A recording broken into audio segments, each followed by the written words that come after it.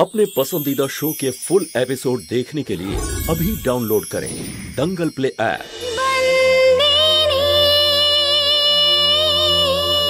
দিদি ভাই, এই শাড়িটা তুমি দিয়েছিলে কি শান্তরীকে? হ্যাঁ, ওই মা বলেছিল না যে বড় হই তাই আমার এই শাড়ি দেওয়া উচিত, তাই দিয়েছি। কেন? দিদি হয়ে তুমি এই কাজটা করতে পারলে কি করে? ছেঁড়া শাড়ি দিয়েছো ওকে অনুষ্ঠানে পরার জন্য? এতটা ছেঁড়া? না ভাই, আমি এরকম শাড়ি দিইনি, শাড়িটা ছেঁড়া ছিল না। তো শাড়িটা যখন ওর কাছে গিয়ে পৌঁছবে তখন সেটা ছেঁড়াই ছিল? না ভাই, ছেঁড়া শাড়িটা ছেঁড়া ছিল না। এরকমটাই হয়েছে, সে কারণেই তো বলছি। আমি তো নিজের চোখে এটা দেখলাম, ছেঁড়া শাড়ি এটা। এরকম শাড়ি তো আমরা আমাদের চাকরকেও দিই না। আর তুমি এটা ওকে কি করে দিতে পারলে বলো তো? আরে ভাই, শাড়িটা এত ছেঁড়া ছিল না, শুধু কোনাটাই একটু ছেঁড়া ছিল। কিন্তু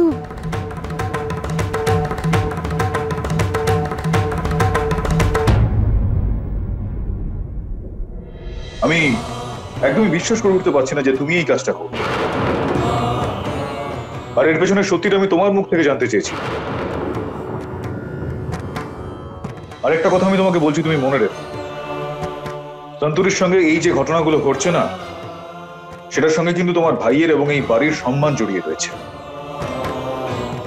সম্পর্কে ও আমার স্ত্রী, এই ধর্মপুরের মালকিন। ওকে অপমান করা মানে ধর্মপুরকে অপমান করা।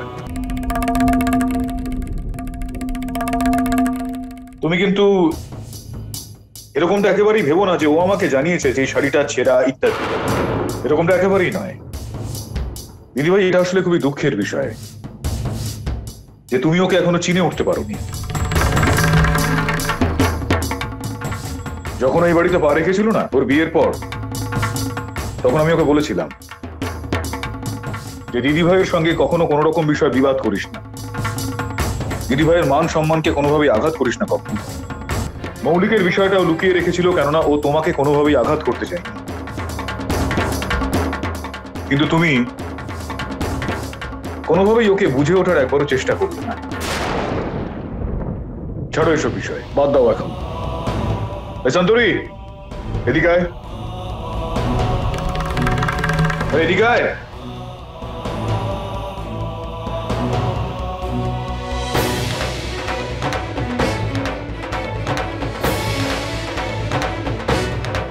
এই শাড়িটা তুমি দিয়েছো ওকে?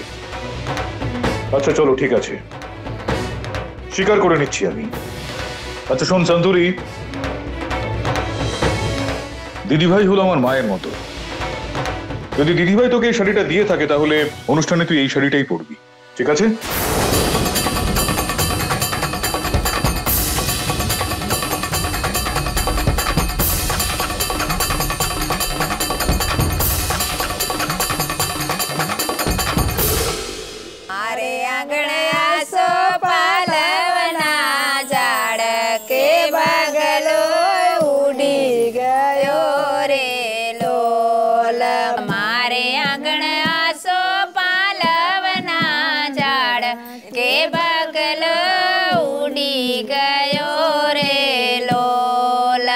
আর শোন, সবাই আসার পর শুভ কাজ শুরু হবে, ঠিক আছে? তুই আঁচলে নারকোল বেঁধে ওকে ওকে বরণ করে নিবি, ঠিক আছে তো? আর তারপর তোরাল চৌকাটে ডান পায়ে কলসি ফেলে ভেতরে আসবে। তারপর কড়ি খেলা হবে, শাশুড়ি আর বউ। আমি জানি, আমি আমার বন্ধু বান্ধবদের বিয়েতে দেখেছি এইসব। হ্যাঁ, তুই সব বুঝিস, তোর সব জানা আছে, তাই না? তাহলে বল, হ্যাঁ, তোরাল যখন ঘরে আসবে তখন কোন নিয়ম পালন হবে বল বল। শোনো মা, প্রথমে আরতি হবে, তারপরে চালের ঘটি ওল্টাবে, আর তারপরে কড়ি খেলা, তাই না? গৃহপ্রবেশ করাবি তুই? আমার ভাইকে আমার বিরুদ্ধে উস্কে তুই ভাবছিস যে গৃহপ্রবেশ তুই করাবি? এবার দেখ আমি কি করি।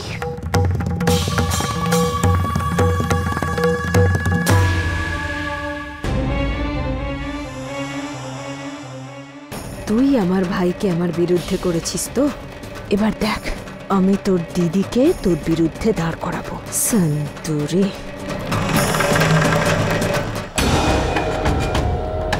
আরে খেমি, এদিকে একটু এসো তো। কি হলো পিসিমা? বিয়ের পর এসব তোমার প্রথম, তাই না? কি পিসিমা? আরে কাল বউ হিসেবে তোরাল প্রথম এই বাড়িতে আসবে, তাই বউ হিসেবে সব নিয়ম কানুন তুমিই করবে। বিয়ের পর বউ সেজে তোরাল যখন প্রথম কাল এ বাড়িতে আলতা পায়ে প্রবেশ করবে, তখন তো বরণডালা সাজিয়ে ওকে তুমিই বরণ করবে না? দেখো শাশুড়ি যা যা নিয়ম পালন করে সেই সব কাল তোমাকে করতে হবে।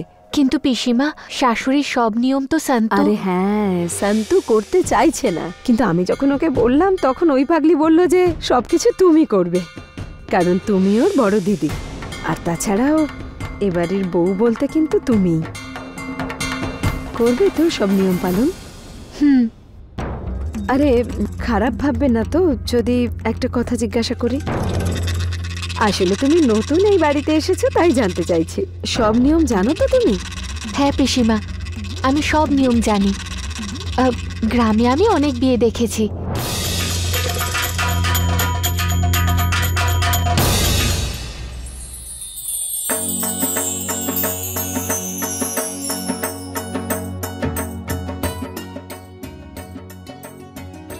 হ্যাঁ হ্যাঁ, বরের জিনিস চলে এসেছে, এ নাও পড়াও।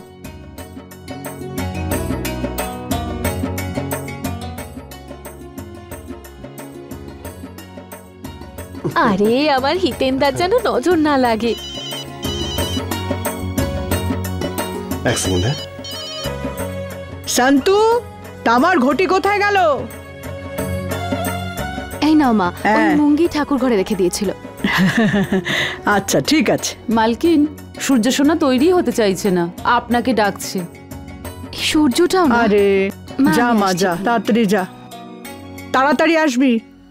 হ্যাঁ তোরাল, সব রেডি তো? হ্যাঁ ব্যাস আমরা এক্ষুনি বেরোবো। কি এত তাড়াতাড়ি? আরে হিতেন, আরেকটু পরে এসো না, আমি তো এখনো তৈরিই হইনি, আমার এখনো 2 ঘন্টা সময় লাগবে, প্লিজ একটু দেরিতে এসো। তোরাল কি বাজে কথা বলছো? আরে আমরা সবাই রেডি হয়ে গেছি, এক্ষুনি বেরোবো। ও গড, এবার আমি কি করি? কথা বলে সময় নষ্ট না করে তাড়াতাড়ি রেডি হয়ে নাও, আর যদি তুমি টাইমে না পৌঁছো তাহলে? তাও আমি তোমারই অপেক্ষা করব। Bye bye. সব জিনিসপত্র বাইরে রেখেছো তো? হ্যাঁ। নাও ধরো এটা, আর এটা পড়ে নাও। সব নিয়ম মনে আছে তো তোমার? হ্যাঁ পিসিমা।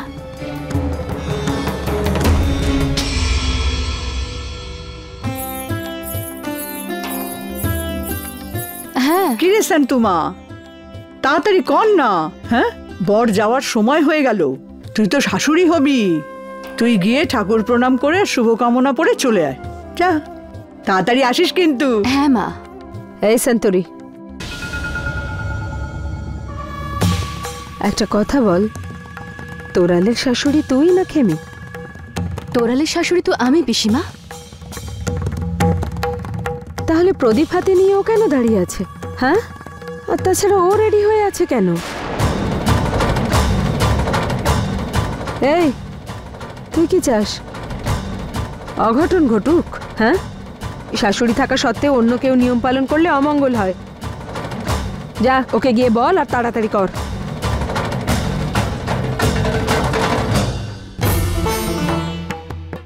থাক না পিসিমা, খেমেদি যখন পড়েই নিয়েছে তখন ঠিক আছে। দিদিও তো এই বাড়িরই একজন, তাই না?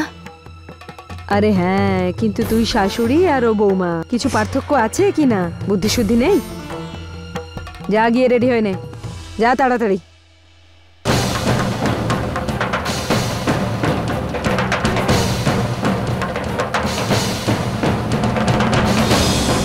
দিদি, তুই মাথায় ওটা কেন পড়েছিস? ওটা তো শাশুড়িকে পড়তে হয়। পিসিমা তো বলল শান্তু নিজে চেয়েছে যে এই নিয়মটা আমি পালন করি, কিন্তু এখন। আরে শান্তু মা, তাড়াতাড়ি আয় না। আসছি মা।